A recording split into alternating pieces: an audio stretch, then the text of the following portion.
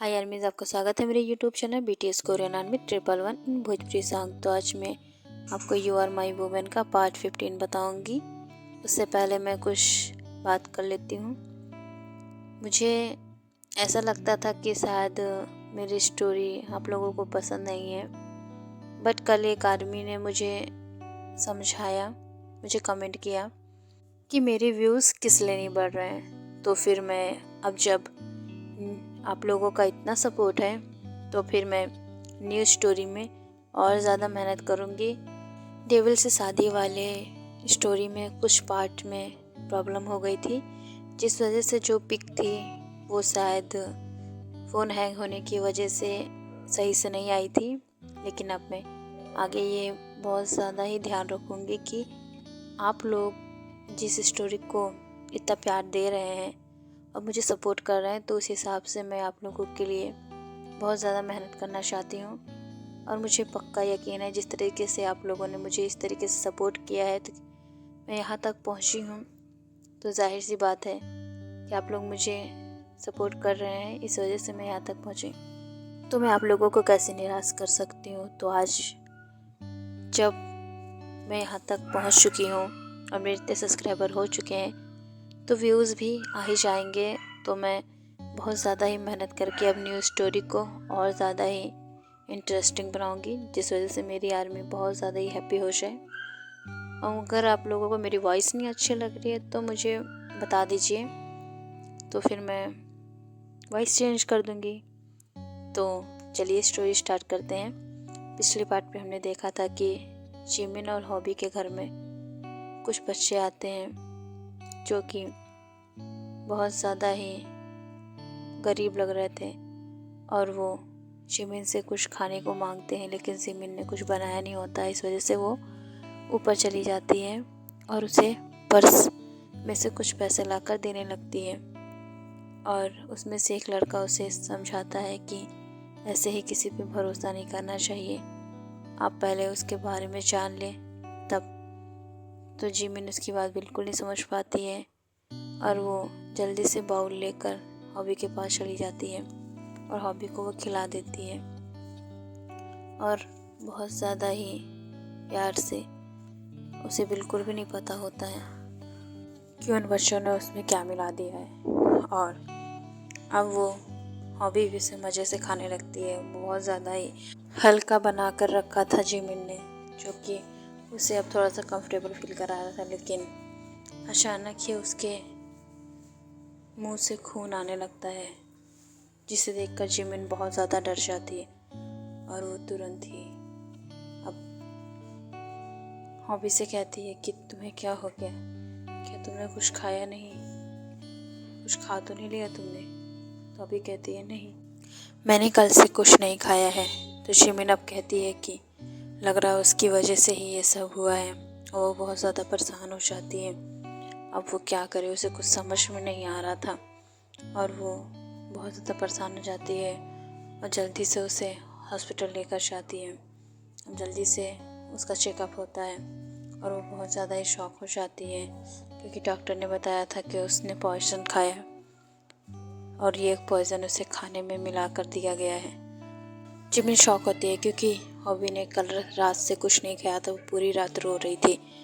तो जाहिर सी बात है जो आज जिमिन ने उसे खिलाया उसी में पॉइजन था। तो अब जिमिन सोचती है कि ऐसा कैसे हो सकता है, मैंने तो बहुत ही अच्छे से प्रिपेयर किया था। लेकिन अब वो ये नहीं जानती थी कि किसकी गलती है। अब वो बहुत ज़्यादा ही परेशान हो जाती है कि अब क्या करे, लेकिन उसे कुछ समझ नहीं आता। तो डॉक्टर से कहती है कि कब तक ठीक हो जाएगी। तो डॉक्टर कहते हैं उसका जहर तो मैंने निकाल दिया है, लेकिन उसे फिर भी टाइम लगेगा। तो कुछ दिन वो यहीं रहेगी, क्योंकि उसी हॉस्पिटल में योंगी का भाई कार्तिक होता है, जो कि योंगी के भाई का नाम कार्तिक है, जो कि बहुत ज़्यादा हैंडसम और डैशिंग था। लेकिन इस समय वो बहुत ज़्यादा ही बैड हालत में था, जिसे उसकी माँ देख के बहुत ज़्यादा ही डर जाती है और वो बहुत ज़्यादा ही रो रही थी उसकी हालत को देख के। और युंगी ने सोच लिया था जिसने भी ये सब किया है उससे मैं बदला लेकर रहूँगा। उसकी माँ को ऐसा लगता है कि ये सब इन 3 लड़कियों ने किया है, लीसा, जिमिन और हॉबी ने, और इसलिए वो उनके पीछे युंगी को छोड़ दी थी और बहुत ज़्यादा ही उस पर प्रेशर डाल रही थी कि वो अब जिमिन से बदला ले, और वो लेता भी है। उसे बहुत ज़्यादा डिस्ट्रॉय करने की कोशिश करता है, लेकिन वो जिमिन की हालत देखकर उसे कुछ और ही लग रहा था कि जिमिन की शायद गलती ही नहीं है। लेकिन अब उसे कौन बताए कि जिमिन से शायद वो अब प्यार करने लगा है, जिस वजह से उसे अब उसकी गलतियाँ नहीं दिख रही। और यहाँ पर जिमिन भी हमारी थोड़ी थोड़ी युंगी को पसंद करने लगती है, क्योंकि वो जिमिन युंगी से लड़ती ज़रूर है, झगड़ती ज़रूर है और उसका स्वभाव उसे बिल्कुल नहीं पसंद है, लेकिन उसे जब भी युंगी से दूर रहना पड़ता है तब उसे युंगी की बहुत ज़्यादा याद आती है। वो पूरा दिन उसे ही याद करती है, लेकिन उसे भी नहीं पता है कि ये फीलिंग क्या है। और यहाँ पर युंगी तो अलग ही एटीट्यूड में रहता है और उसे इन सब चीज़ों से बिल्कुल भी लेना देना नहीं है। उसे तो सिर्फ इतना पता है कि वो सिर्फ उसकी एक पेट है, लेकिन उस पेट से उसे बहुत ज़्यादा ही लगाव हो रहा था। युंगी जो कि किसी की बात नहीं मानता है, लेकिन अगर जिमिन को तकलीफ़ में देखता है तो उसे भी तकलीफ़ और दर्द होता है, जिसे वो बहुत अच्छी तरीके से समझ पा रहा था। लेकिन वो अपनी फीलिंग को लेकर बिल्कुल भी अभी राज़ी नहीं था, क्योंकि उसे अभी जिमिन के बारे में बहुत कुछ जाना था। और यहाँ पर बहुत ज़्यादा ही हॉबी की हालत ख़राब थी। वो और ज़्यादा वीक हो चुकी थी, क्योंकि अभी जो उसके बॉयफ्रेंड ने किया है वो बहुत ज़्यादा ही ख़राब था उसके लिए। उसके बॉयफ्रेंड का नाम समर होता है, जो कि बहुत ज़्यादा ही खड़ूस है। वो युंगी की बात मानकर उसे डिस्ट्रॉय तो कर दिया था, लेकिन अभी भी अगर वो हॉबी से मिलता है तो उसका अलग ही एटीट्यूड होता है। वो अब अपनी लाइफ में वापस चला गया था, जहाँ पर उसके आसपास सिर्फ अमीर घर की लड़कियाँ होती हैं। समर बहुत ज़्यादा ही हॉट और डैशिंग था, जिस वजह से वो बहुत ज़्यादा ही खुद को अलग तरीके से देखता था, और वो बहुत ज़्यादा ही घटिया आदमी है, जो कि हमें स्टोरी में आगे जाके पता चलेगा। और समर जो कि युंगी तो फिर भी सिर्फ जिमिन से बदला लेने के लिए कर रहा है, पर समर जो कि युंगी के साथ मिलकर उन्हें डिस्ट्रॉय करने में अपना साथ दे रहा था।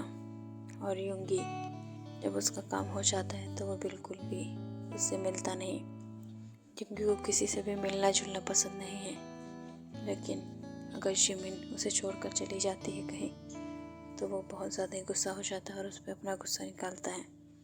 और जिमिन भी उस पर ही गुस्सा होती है और कहती है कि आपको क्या, मैं चाहे जहाँ जाऊँ, वैसे भी आप तो मुझे अपना पेट समझते हैं और